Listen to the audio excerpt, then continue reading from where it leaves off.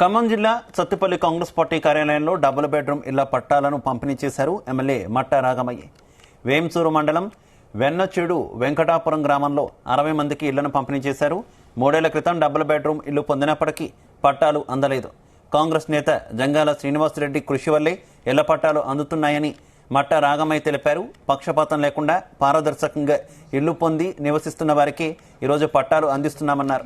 తమ ప్రభుత్వం ప్రజల పక్షమని అపోహలు నమ్మవద్దన్నారు.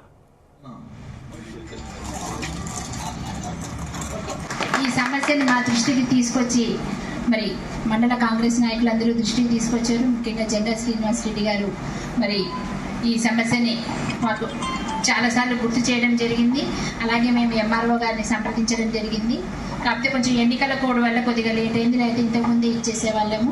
ఇప్పుడు కూడా ఎవరి పేరు మీద శాంక్షన్ అయ్యి ఉన్నాయో, ఎవరైతే ఆ ఇళ్లలో ఉన్నారో వాళ్ళకే పట్టాలు ఇవ్వడం జరుగుతుంది.